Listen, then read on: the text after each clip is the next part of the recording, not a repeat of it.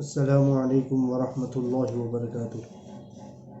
ہم نے آئندہ جو ویڈیو بنائے تھے اس میں اب سیرت کے بارے میں ہم نے تھوڑی بہت جھلک بتائی تھی، تھوڑا بتایا تھا۔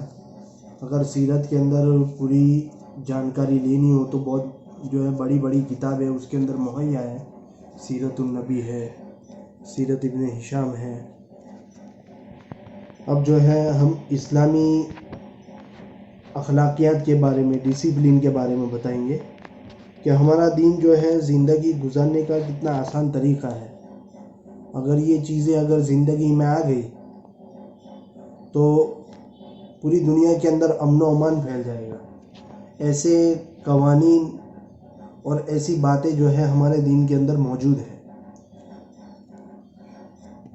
آسان دین، اللہ تعالیٰ کے حکم اور نبی کے طریقے پر زندگی گزارنے کو دین کہتے ہیں۔ الیوم اکملت لکم دینکم واتممت علیکم نعمتی ورضیت لکم الاسلام دینا۔ آج میں نے تمہارے لیے تمہارا دین مکمل کر دیا اور تم پر اپنی نعمتیں پوری کر دی اور تمہارے لیے اسلام کو دین کے طور پر ہمیشہ کے لیے پسند کر لیا۔ اسلام مکمل نظام زندگی کا نام ہے۔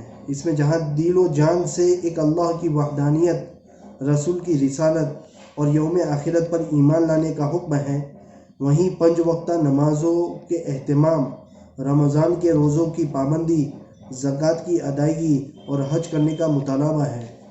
ساتھ ہی ساتھ تجارتی لین دین میں امانت داری و سچائی اختیار کرنے کا حکم اور دھوکہ دینے اور جھوٹ بولنے سے اجتناب کی تعلیم ہے۔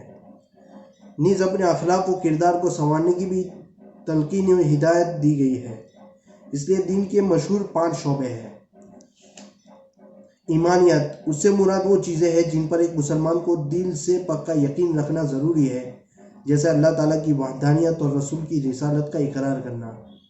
دوسرا، عبادات، اس سے مراد وہ نیک اعمال ہے جو اللہ کی رضا و خوشنودی حاصل کرنے کے لیے کیے جاتے ہیں، جیسے نماز، روزہ، زکوٰۃ، حج، قرآن کی تلاوت، دین کا علم حاصل کرنا وغیرہ۔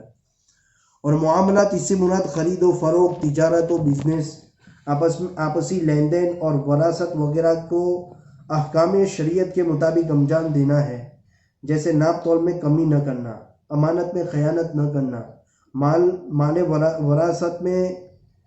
وراثت تمام حقداروں میں تقسیم کرنا وغیرہ۔ معاشرت، اس سے مراد وہ یہ ہے کہ جن لوگوں کے درمیان ہم رہتے ہیں ان کے ساتھ کیسا سلوک اور کیسا برتاؤ کرنا چاہیے، ہمارے ان کے اوپر کیا حقوق و فرائض ہے، جیسے ماں باپ کی فرما برداری، پڑوسیوں کے ساتھ اچھا سلوک کرنا، کسی کو تکلیف نہ پہنچانا وغیرہ۔ اخلاقیات، اس سے مراد وہ اچھے اخلاق اور عادتیں ہیں جن کا ہر ایک انسان کے اندر ہونا ضروری ہے، جیسے سچائی، امانت داری، وعدہ پورا کرنا، بغض و حسد اور غیبت سے بچنا وغیرہ۔ کامل و مکمل مسلمان وہی ہے جس کی پوری زندگی شریعت کے مطابق گزرے اور جن کے ایمان و عقائد، عبادت و بندگی، تجارت و لین دین، آپسی تعلقات، اخلاق و عادات، سب کچھ احکام شریعت کے مطابق ہو۔ اگر کوئی انسان دین کے کسی شعبے میں اسلامی احکام پر عمل نہیں کرتا تو وہ کامل مومن نہیں ہو سکتا۔ مثلا ایک شخص ہے جس کا عقیدہ تو درست ہے، عبادتیں بھی خوب کرتا ہے، مگر لوگوں کو دھوکہ دیتا ہے، وعدہ خلافی کرتا ہے، دوسروں کو تکلیف پہنچاتا ہے، اس کے اخلاق و کردار گندے ہیں، تو ایسا شخص اللہ کے نزدیک پسندیدہ اور کامل مسلمان نہیں ہو سکتا، بلکہ قیامت کے دن اس کی یہ عبادتیں بھی کچھ کام نہ دے گی، وہ اپنی برکیداریوں کی بنیاد پر عذاب الہی میں گرفتار ہو جائے گا۔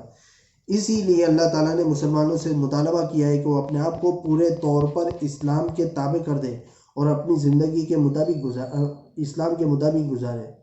اللہ تعالیٰ کا ارشاد ہے، یا ایھا الذین آمنوا ادخلوا فی السلم کافۃ، اے ایمان والو اسلام میں پورے کے پورے داخل ہو جاؤ۔ ایک دوسری جگہ ہے، ولا تموتن الا وانتم مسلمون، اور تم ہرگز جان نہ دینا مگر مسلمان ہونے کی حالت میں۔